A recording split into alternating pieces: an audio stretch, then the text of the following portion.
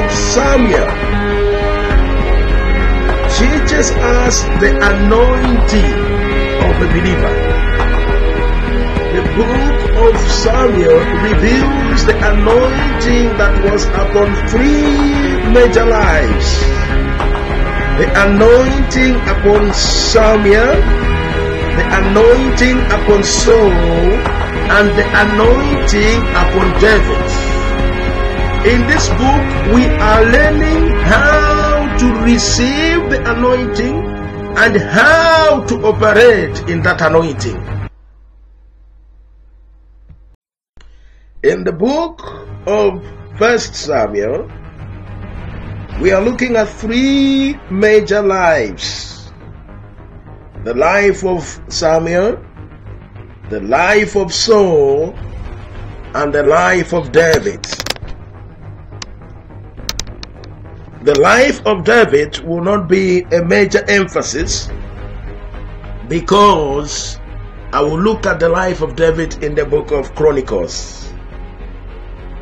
But as our approach is all the time, is we must find the position of the book of 1 Samuel where the church is in 1 Samuel. Where can you locate the church in 1 Samuel? Now, the way you do this, I always use typologies. Typologies are very important because they give us necessary keys to interpret the Bible. We have used typologies before. How Joseph is a typology of Jesus Christ. Joseph was sold, Jesus was sold. Joseph was in the pit, in the prison. Jesus also went to the deeper parts of the earth, lower parts of the earth. Joseph came from the prison and ruled. Jesus rose from the dead and he became a king. The brothers rejected him. Jesus was rejected by the Jews. So you see, typologies are very important and they help us to interpret the Old Testament. Now, what can help us to find out where the book of Samuel can be positioned is to look at when Solomon is a king. Because when Solomon is a king, we are looking at what we call millennial period. It represents the time when the book of Revelation speaks, where it says that the devil was locked up for 1,000 years and there was no oppression. So if the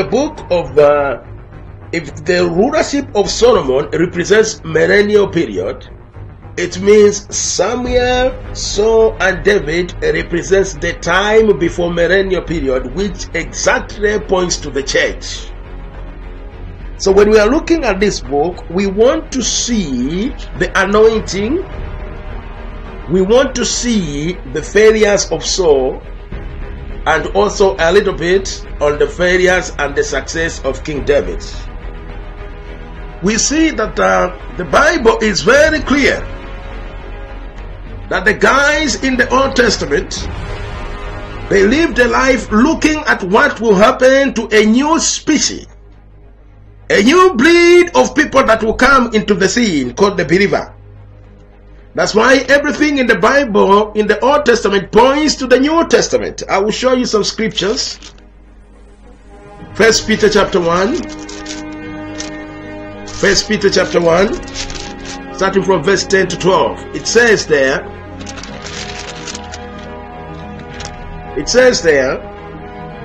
of this salvation, the prophets have inquired and searched carefully, who prophesied of the grace that would come to you, meaning us, searching what manner of time the Spirit of Christ who was in them was indicating when he testified beforehand the sufferings of Christ and the glories that would follow.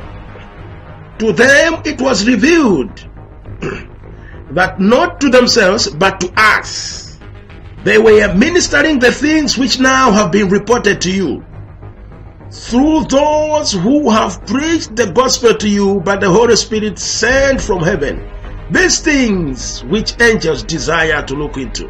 So the Bible is very clear that even the prophets knew that there was a dispensation that there was coming. And they said that even the prophets in the Old Testament looked into the future, seeing what manner of people will come. So when we are speaking of typologies, we are speaking of the Old Covenant people were conscious that what they were going through were just shadows of the reality that was coming in the future. I like what Hebrews chapter 11 says. After giving credentials to all great men of God in the Old Testament, Hebrews chapter 11 verse 39 says, and all these, having obtained a good testimony through faith, did not receive the promise, God having provided something better for us, that they should not be made perfect apart from us. So the Bible says that we have a better thing than the guys in the Old Testament. And the Bible is very clear that they could not be perfected apart from us. This is just to emphasize the point that in the Old Testament we are looking at the shadows. The reality is the New Testament. Now when we look at the book of 1 Samuel, we are looking at a crisis period. It's very important to understand how God deals with a crisis.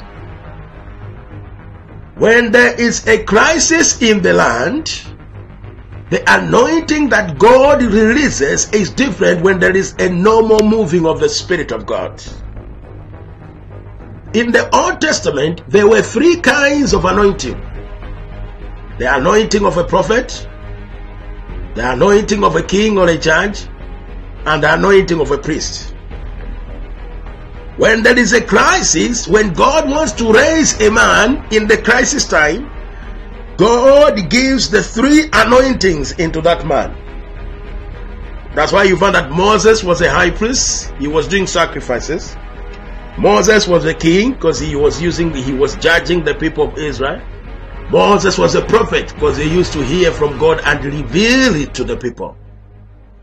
Now when Samuel is coming into the scene, the situation is also a crisis situation. Why? Because the high priests, the family of a high priest, are living in sin.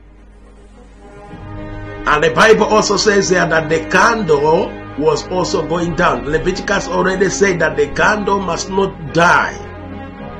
So you can see that Eli also was sleeping, because that the dying of the light of the candle shows the spiritual life of Eli was also dying.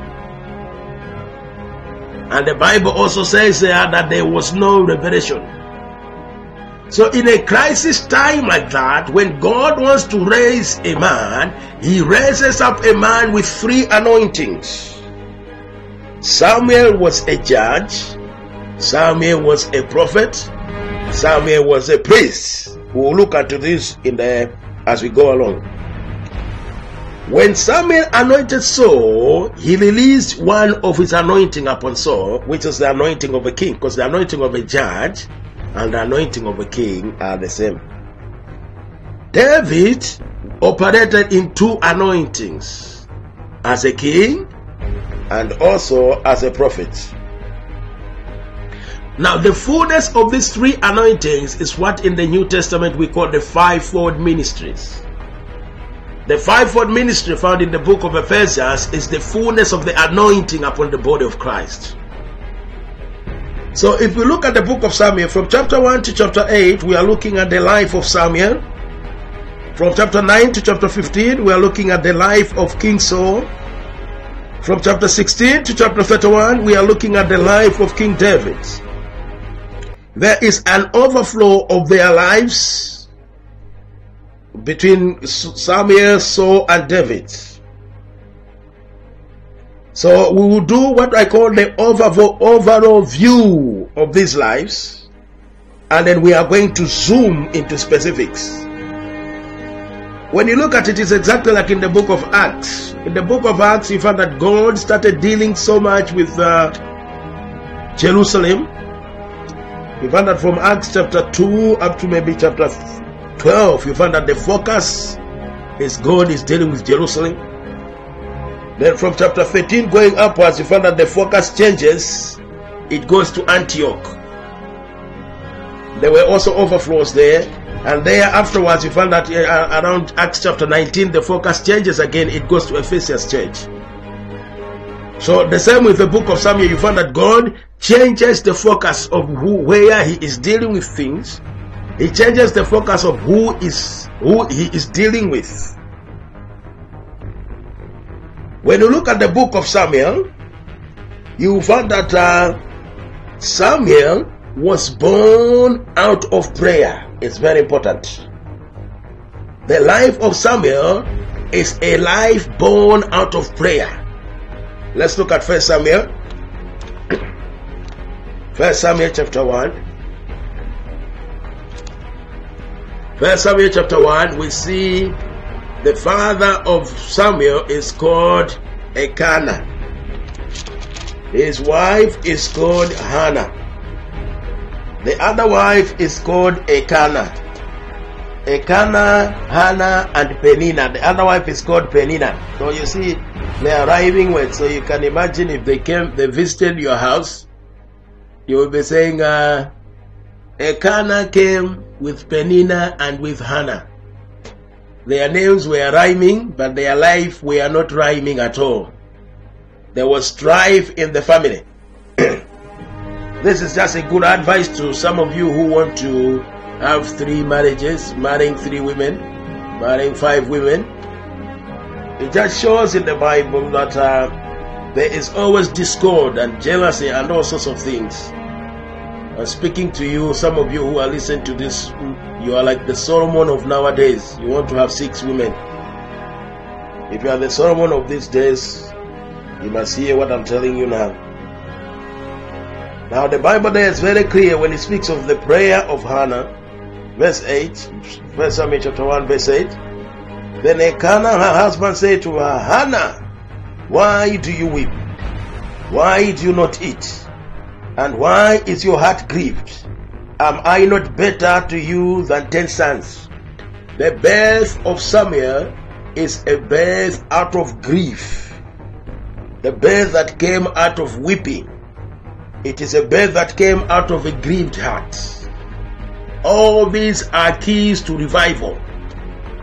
Because people like Samuel, when God is raising giants like Samuel, that's what the New Testament church calls a revival. It means a revival is hitting the land.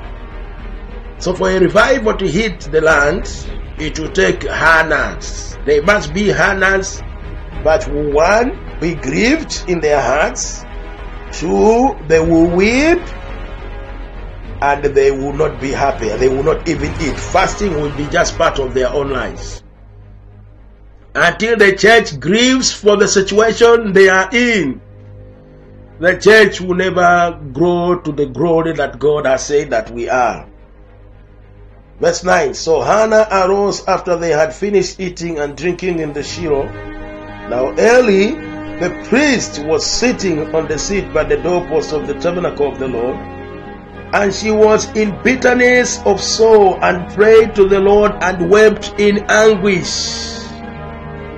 She was in bitterness of the soul and prayed to the Lord and wept in anguish. These are the conditions for a revival. You must be bitter inside you, that things must be different. You must be somebody who can weep in anguish in the presence of God. We are raising a generation that doesn't know how to bring out tears in the presence of God. Tears is the language of desperation. Until we are desperate enough, we will not see revival. We can give ourselves excuses why it is not happening. But as for we in Powerhouse, we have declared that it is total war. Revival must come in the United Kingdom. And I believe as you are listening to this, it must build hunger in you to say we will pray until we experience the genuine revival of God. So the first requirement for Samuel to be born in our midst is there must be bitterness in our soul, there must be anguish, and there must be weeping and prayers. If you look at 1 Samuel chapter 2, I want to show you the condition in which Samuel was born. You will find that there was sin in the house of God. There was nobody who seemed to walk with God, apart from one prophet who came in chapter 2, verse 27. If I look, let's look at it, verse 27. Let's start maybe from verse 22. Now Eli was very old, and he heard everything his sons did to all Israel, and how they lay with the women who assembled at the door of the tabernacle of meeting. So he said to them, why do you do such things? For I hear of your evil dealings from all the people. No, my sons, for it is not good report that I hear. You make the Lord's people transgress. If one man sins against another, God will judge him. But if a man sins against the Lord, who will intercede for him? Nevertheless, they did not heed the voice of their father, because the Lord desired to kill them. And the child Samuel grew in the stature and in the favor both with the Lord and with man. Then a man of God came to Eli and said to him, thus says the Lord, did I not clearly reveal myself to the house of your father, when they were in Egypt in Pharaoh's house? Did I not choose him out of the tribes of Israel to be a priest, to offer upon my altar, to burn incense and to wear an ephod before me? And did I not give to the house of your fathers all the offerings of the children of Israel made by fire? Why do you kick at my sacrifice and my offerings which I have commanded? So you see, the background is the situation where there is no fear in the house of the Lord. The leaders themselves are also not in fear of God. But Samuel, in the midst of a dying church, in the midst of a dying situation, the Bible says Samuel grew. I love it. I love it. 22. And the child Samuel grew in stature and in favor both with the Lord and with men. Samuel is serving a priest who is disobedient to God, but Samuel did not take that as an excuse to also live a compromising life. When God has called you, you must do what the word says, not what people around you are doing. If the sons of Eli are living a double life, and you have the calling of God upon your life, you don't have to start living a double life just because the sons of Eli are doing the same. Our callings are different. If you have been called by God for an assignment, you find that God will demand something different from you. Let's look at that, because what we are looking at here is just the preparation. The preparation. Verse 1, 1 Samuel chapter 3, verse 1. Now the boy ministered to the Lord before Eli, and the word of the Lord was rare in those days. There was no widespread revelation. And it came to pass while Eli was lying down in his place, and when his eyes had begun to grow so dim that he could not see, and when the Lamb of God went out in the tabernacle of the Lord, where the ark of God was, and while Samuel was lying down, that the Lord called Samuel, and he answered. So the Bible is very clear. Samuel ministered to the Lord before Eli. This is preparation time. The situation is that there was no widespread revelation. Not many people saw the Lord. It was very rare. There was no prophet, only a few rare ones. So you see, this is what we could call it like dark age. This is the dark age. There is no revelation. The prophet, the priests are living in a disobedient life. And then you find that God raises up a man in the midst of the same situation. And the funny thing is that Samuel saves Eli. Eli is not perfect. Eli is living a compromising life. The candle of the Lord is dying down. But God still chooses Samuel to save Eli.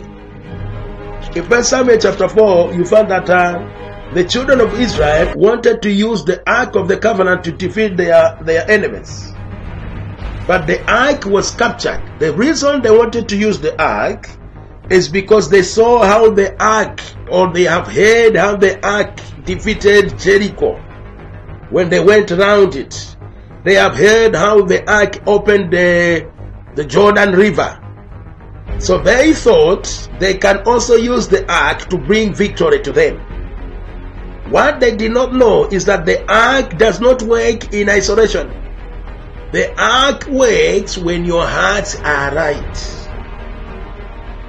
These people did know nothing about the presence of God, so it was just a religious act. The priests who don't know God, the priests who are busy lying with women in the tabernacle, they want to carry the ark, thinking just because they have the ark, then they are going to bring back victory, not knowing that the ark works when your hearts are right. This is totally different from the time that David wanted to bring the ark back. These people, they knew the method, that the method is that the priest must carry the ark. But the motive in their hearts were wrong. Well, David had a good motive. He wanted the ark to remain in the tabernacle. But their methods were wrong. So you see, you can have good methods but wrong hearts, or you can have a good heart but wrong methods. That is still not an excuse. That's why it is very important to understand what the Bible says. It's not just loving God that will cause us to be victorious. It is understanding what God has said in His words and going by the principles of the Word of God, that naturally you find that victory comes to our lives. So we see here three things that I want you to look at. The prophetic has died. The priestly office is living in sin. The judges who are of the kingly office are no longer there. So we see here how a man rises up from nothing and raises up a ministry that becomes so successful that even when you look at the writings of Josephus, you find that actually even prophets like Elijah, they are a product of the school of ministry that Samuel established. He established a school of ministry. A man born out of miracle. A man born out of prayer. Prayer was able to break every barrier of that situation.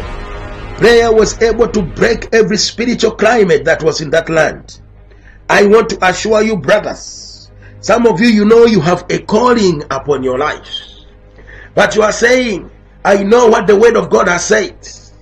But when I look around me, I don't think I can fulfill this great vision God has told me. I want to assure you, my friends, it doesn't matter the situation. It doesn't matter how many people are not being used by God. Samuel was in the same situation. It doesn't matter how many men of God are living a compromised life. It doesn't matter that we are not seeing the dead raised. With prayer and intercession and groanings and bitterness of soul, a man will rise that will challenge the status quo and say, surely our God is alive. Could you be that man? Could you be that man? I like the prayer of Hannah. But when Hannah realized that God was not responding to her prayer, she changed her prayer. She started praying for that she will give Samuel to the Lord. When you pray for something and you are not finding breakthrough in that thing, I believe that the best way to go forward to pray for that thing is to pray and ask God that you want to surrender yourself more to God. How much more can I surrender to you, O God? Show me the areas in my life that I need to surrender. When you do that, you will find that you increase your capacity to receive what God has in store for you.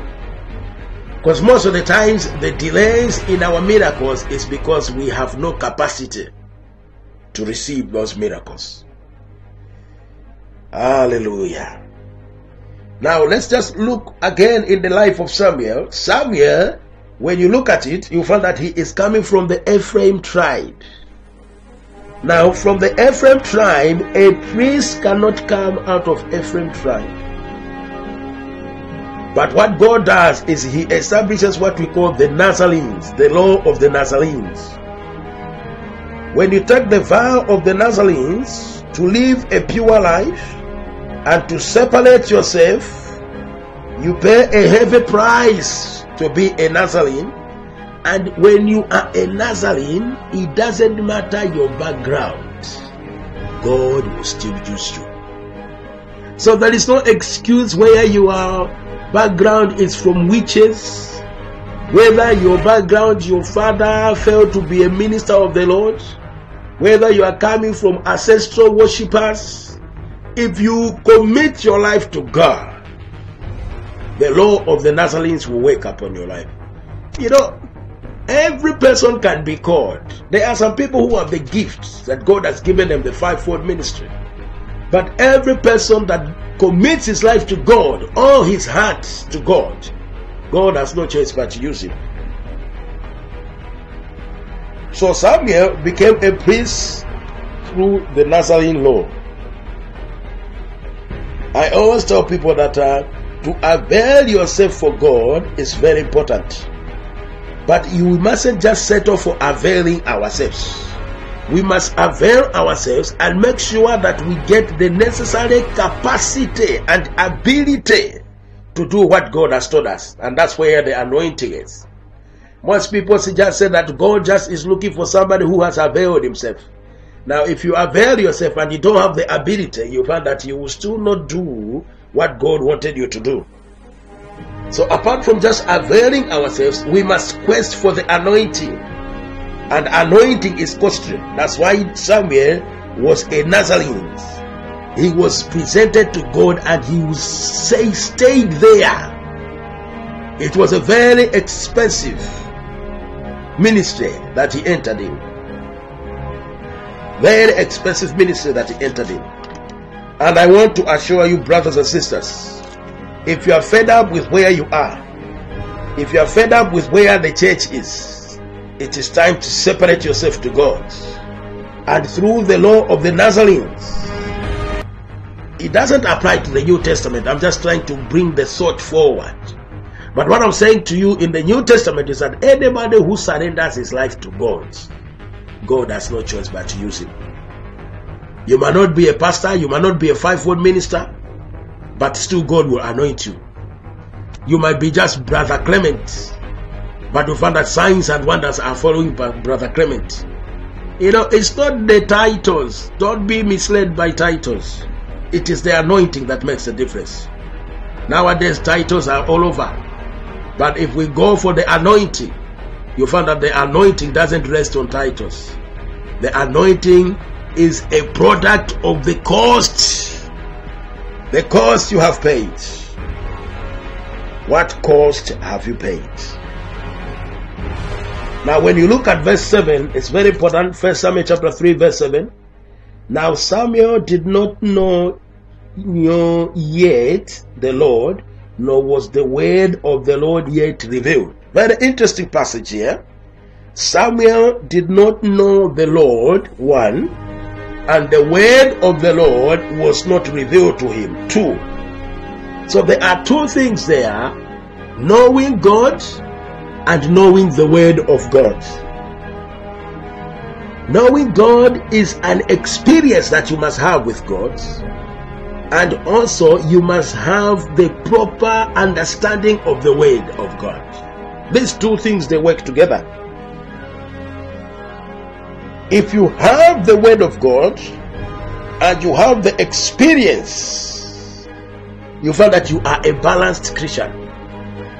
We have seen two extremes of ministry. There are some people who don't know the word, but they have a lot of experiences with God. Those ones, you find that they end up into the extreme, because the word of God is what brings balance to your life.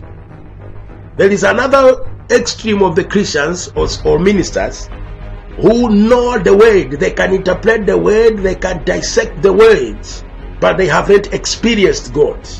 This is what I call a dead religion. When you know the word but you haven't experienced God, it's a dead religion. When you have experiences but you don't know God, it brings what I call fanaticism. You see, so there must be a balance. Experiences and knowledge of the word. That's why even Deuteronomy 28 says that if you obey the Lord and the voice of the Lord, if you obey my commandments and the voice, Deuteronomy 28 separates. The voice speaks of the experience you have with God, and the commandment speaks of the logos, the word that you are reading, because the word that you are reading is the one that balances your experiences. I always believe myself that every man of God must learn to recognize the voice of Jesus. John chapter 10 verse 27. The reason I'm speaking of these things is because Samuel, when God was calling him, he didn't know that it was God. He thought it was Eli, because he was so used to being called by Eli, so he thought it was Eli again. Verse 27, John chapter 10 verse 27. It says, "My sheep hear my voice, and I know them, and they follow me." You see, it is very important to know the voice of Jesus. There is a call of God to recognize the voice of God. We have seen in the church history, we have seen the revival of the written word. We have also seen the revival of the Spirit. There used to be a man, maybe some of you know him, George Fox. When you read some of his journals, he was the founder of what they call the Quakers. He used to teach people how to listen to the voice of God. They went to the extreme, of course, but you can still learn some good things from what they used to do. They called it the inner light. They would wait on God. They won't do anything. They would just wait until the Spirit starts moving them. I remember that in the journals they said that when George Fox prays, people would start trembling. There was a story of one infidel who was mocking the move of God. They called it the Quakers, because George Fox, when he's preaching, people were shaking. So they called them the Quakers movement. There was one infidel who was mocking the move of God. And then he attended the service. When George Fox started praying, that man, all of a sudden, he almost started shaking. But he was so stiff because he didn't want to respond to the shaking. The neck became so stuck that he broke his neck and he died. Some of you think I'm just speaking stories here. This is true. Look at the journals of the Quakers by George Fox. Now the evangelicals, they believe there must be a personal relationship with Jesus. They emphasize on the personal relationship with Jesus. The charismatics, they emphasize that you mustn't just know the Holy Spirit, but you must have an experience with the Holy Spirit. I believe we must hear God's voice as real, so that we must obey Him. But the emphasis must be the balancing of the Word of God as we are hearing the voice of God. There was also a book long time ago written by Charles Price, Dr. Charles Price. It says, Knowing God. It says that the Bible is a roadmap.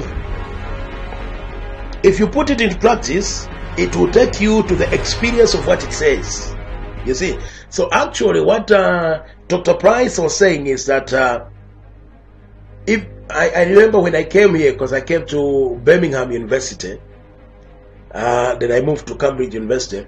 But when I came here, at the airport, Birmingham Airport, there was a school administrator who was carrying a poster that said my name.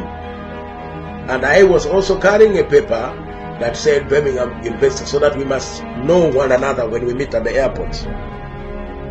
The same happens with nowadays. People send emails or photos to one another. Then when you're at the airport, you look at the photo you have, and you look at the people that are coming through the arrival lounge. So when we see a person who looks like your photo, what do? You don't hold on to the photo, you put it back into your bag, because you have met the reality. So what Dr. Price was saying is that the Bible is the roadmap. The end result of the Bible is not just reading the word, is to have the experience of what you have read. The Bible, when it ends or just reading it, it becomes a dead religion. But when you are reading it, it must produce the experience of what you are reading. Let's say you read Acts chapter 1 verse 8, says, you shall receive power when the Holy Spirit has come upon you. Now, just knowing that when the Holy Spirit has come upon you, you shall receive power is not the end of the story. But it is the experiencing of that power that you have read in the book, in Acts chapter 1 verse 8, that finishes the whole journey.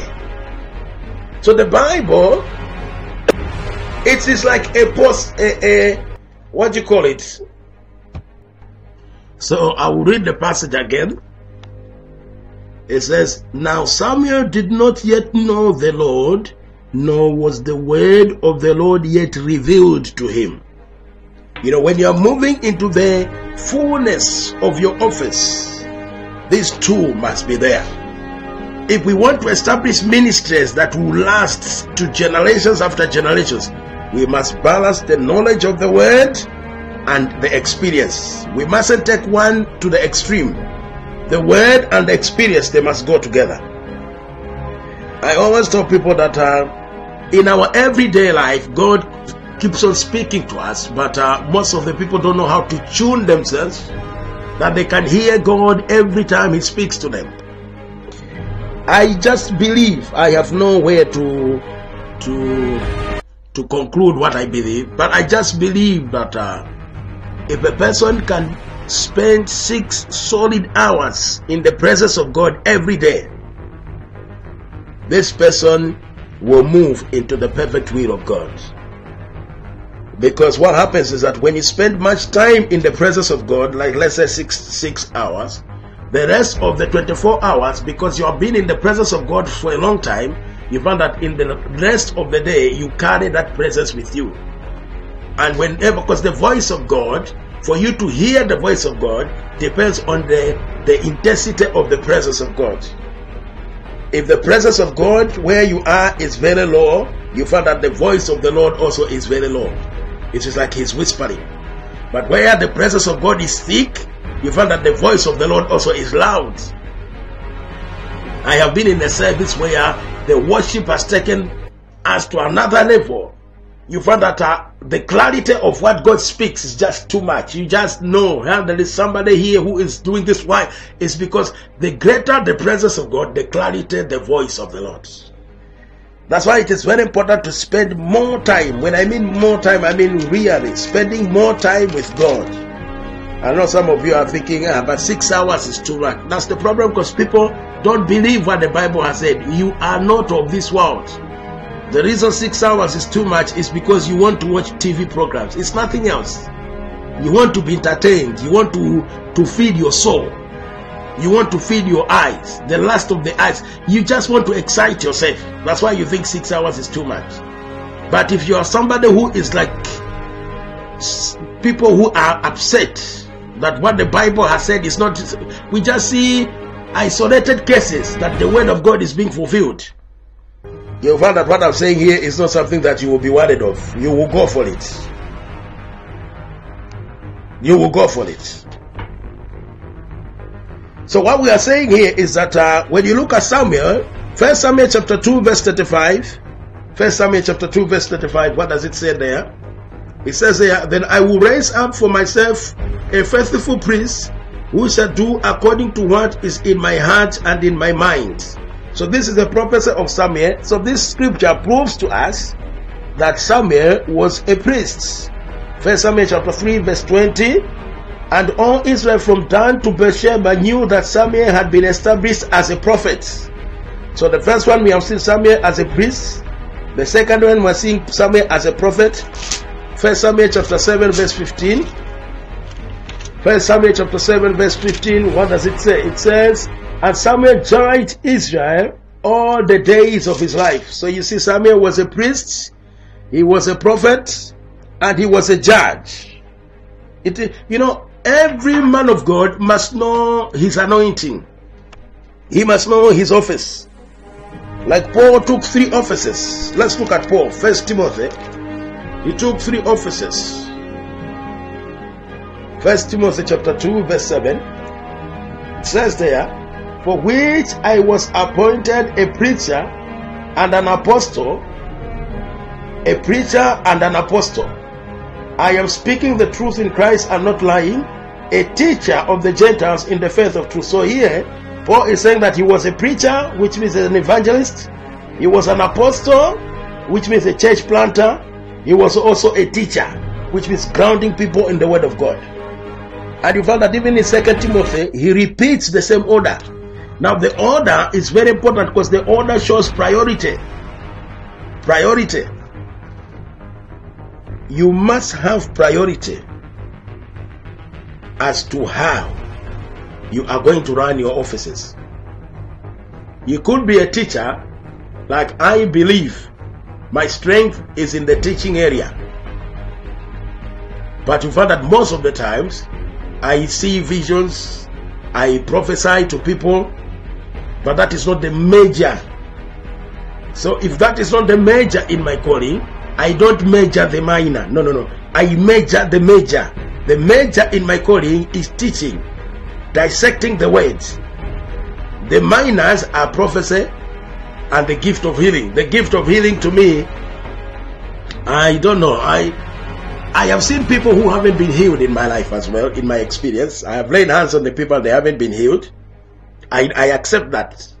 But that does not deny the fact that I have seen miracles.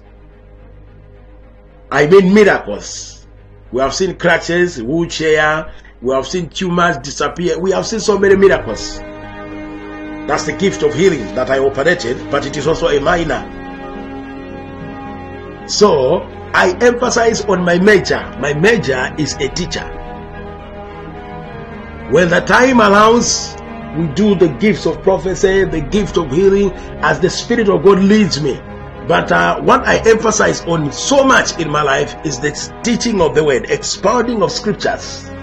Because that's the area that God has revealed to me that I impact more in the lives of the people. I hope somebody understands it, because most of the times you find that like the priestly anointing, let's look at it. The priestly anointing, you find that it deals more with the word of God. A good example is Ezra. Ezra was a priest and a scribe. He was an expert in the word of God, because the priestly anointing dealt with the commandments. These are the people that mastered the commandments. You must know when somebody has done something wrong and somebody has done something right. What you are doing is against the word of God. So the priestly anointing deals with the word. The prophetic anointing deals with the spiritual world. You know, you are moving into another realm. And the kingly anointing deals with authority.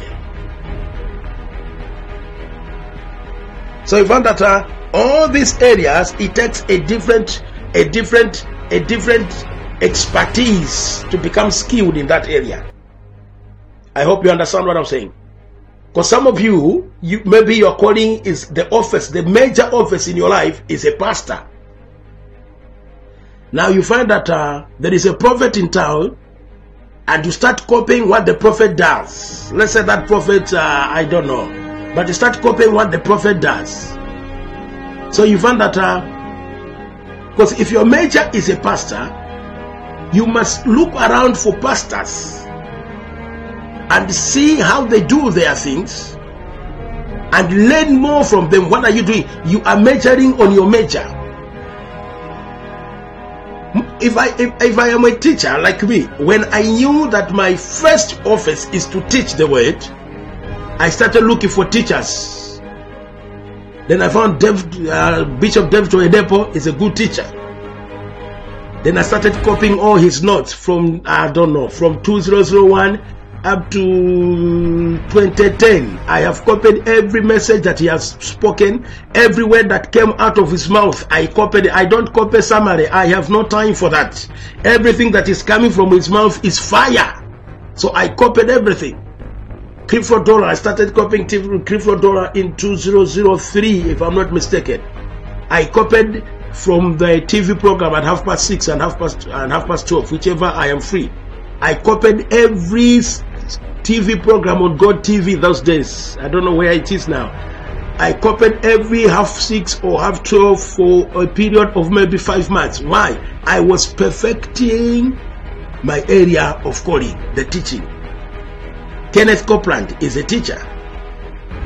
Every conference of Kenneth Copeland from 2001 to 2009, every conference, I want you to understand what I'm saying. Every conference that they do, they call them Victory, Southwest Believers, all those ones, Victory campaigns, whatever, all those ones. Every message Kenneth Copeland preaches, and usually every conference he will preach maybe 6 times. I copy notes of all the messages that he's preaching. What am I doing? I am equipping myself as a teacher. There are prophets out there, prophets like TB Joshua. Prophets, there are so many prophets out there. Prophets like Samuel Oyarinde. These are great men of God. You see. But I don't follow them so much. Why? That is not my major. I move with prophetic.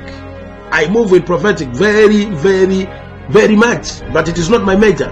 So because it is not my major, I don't spend more time on it.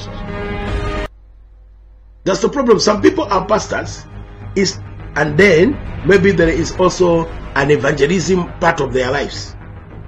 You find that instead of improving their major, which is pastoral, you find that they start following Reinhard Bonnke. What are they doing? They will start feeding their minor. Somebody, I hope you understand what I'm saying. You don't try to be like everybody else. You don't try to be like everybody else. Like Pastor Chris, he has a school of ministry. Me, he has school of healing. Me, I have school of ministry. In our school of ministry, we teach people topical things. One of I can do school of healing. Me, I challenge that if I had people who are sick and I teach them the word for a week and lay hands on them, all of them will be healed. But that's not my emphasis. So I will not just do school of healing because Pastor Chris does it. I'll do school of ministry where you equip people with the word in every area of their lives. So Samuel, his first office was a prophet. His second office was a priest. His third office was a judge. That's why you find that he raised a school of ministry, because that was his greatest office. You find that as a judge, he didn't raise a judge. That's why they had to offer Saul as a king. Discover your priorities of your call. Paul says he was a preacher, an apostle, and a teacher. Kenneth Hagin was a prophet teacher, but he didn't like it. He switched it to teacher prophet until he almost died. That's when God told him that you have been walking in permissive will. Now that was after 15 years of ministry. That's when he started moving in the prophetic very strong. Some people are called as businessman and a teacher. So they continue doing their business, and they also minor teach the word of God. You find that most of them, because they teach well and they are doing business, you find that they stop their business and they major in teaching. You find that the business dies and the teaching is no longer going anywhere, and they end up with bitterness because they think the pastor misled them. The pastor didn't mislead nobody. You majored on the minor. You were supposed to be doing business and minoring in teaching.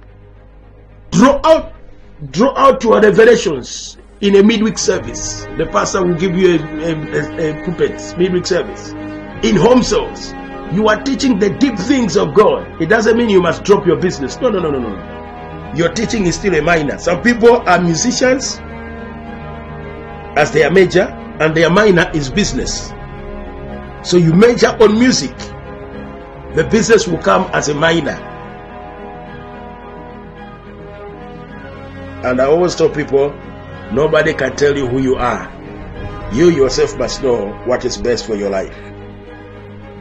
If we look at 1 Samuel chapter 19 verse 20, it says, Then Saul sent messengers to tell David, and when they saw the group of prophets prophesying, and that Samuel standing as a leader over them. You see, Saul had raised up prophets.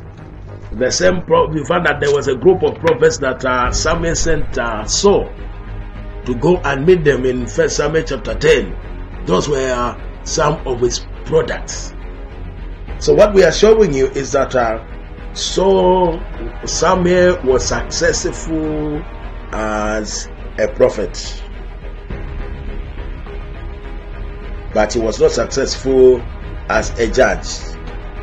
So the second thing we want to look at here is the life of Saul. The life of Saul starts in 1 Samuel chapter 9. 1 Samuel chapter 9. The problem with Saul is one big problem: low self-esteem, inferiority complex. Those are the problems that Saul has. And these problems are the ones, when you look at the failures of Saul, you find that all the failures of Saul can be summarized in one word: insecurity, inferiority complex, low self-esteem. These are the things that caused Saul to fail. If you look at 1 Samuel chapter 9 verse 21, it says there, And Saul answered and said, Am I not a Benjamite, of the smallest of the tribe of Israel, and my family the least of all the families of the tribe of Benjamin? Why then do you speak to me like this? You see, he had low self-esteem. He was a very insecure man. But when you look at him at chapter 9 verse 2, it says, And he had a choice and handsome son, whose name was Saul. There was not a more handsome person than he amongst the children of Israel. From his shoulders upwards, he was taller than all of them. So what we see in the life of Saul is that outward he looked good. Outward he looked powerful. But inside him, you will find that he was struggling. I always tell people it's better to look small outside while you are bigger inside. But with Saul, he looked bigger outside while inside he was small.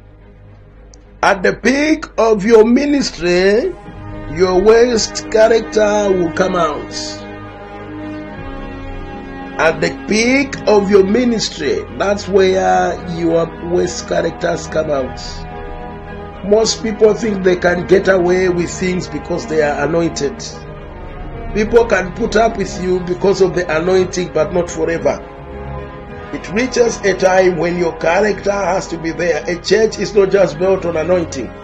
It is built on character and anointing. Character on its own doesn't produce a revival. It just produces a good church.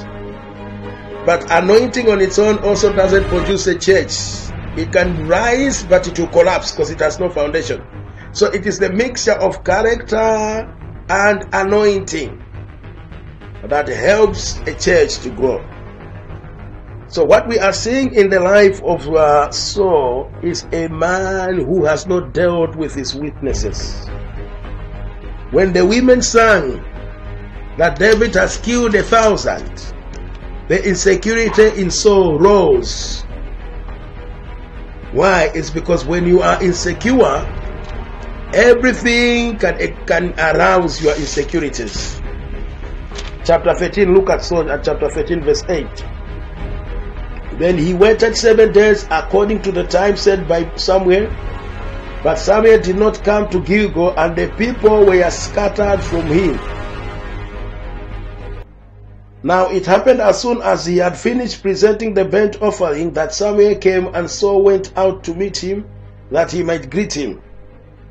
Look at verse 11, the excuse that he gives. And Samuel said, what have you done so?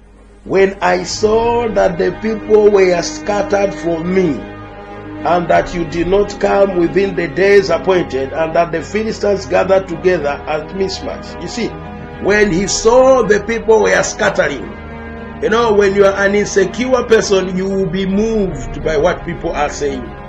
You will be moved by the actions of the people. The life of Saul shows us how insecurity can kill a vision. It shows us how low self-esteem can kill a vision. He says, when I saw the people, a leader must not make decisions based on how the mood of the people is. Look at him at chapter 15. And Samuel said unto Saul, the Lord sent me to anoint you king over his people, over Israel. Now therefore heed the voice of the word of the Lord. Thus says the Lord of hosts, I will punish Amalekites for what he did to Israel. Now Samuel gives him instructions on how he must destroy the Amalekites. But you'll find that when the people started demanding that they want to take some plunder, Saul gave in. You see, it's because, look at it. Let's look at verse 13. Chapter 15, verse 13. Then Samuel went to Saul and said to him, Blessed are you of the Lord, I have performed the commandments of the Lord. But Samuel said, What then is the beating of the sheep in my ears, and the lolling of the oxen which I hear? And Saul said, They have brought them from the Amalekites, for the people spared the best of the sheep and the oxen to sacrifice to the Lord your God, and the rest we have utterly destroyed. The people. You see, he is somebody who is moved by the people. He makes very rash decisions. Like in chapter 14, verse 24. Chapter 14, verse 24. And the men of Israel were distressed that day, for Saul had placed the people under oath, saying, Cursed is the man who eats any food until evening, before I have taken vengeance of my enemy. So none of the people tasted the food. You know, when you are an insecure person, you make rash decisions. There must be something in you that causes you to control the outside environment. And that's exactly what Saul did not have in his hands.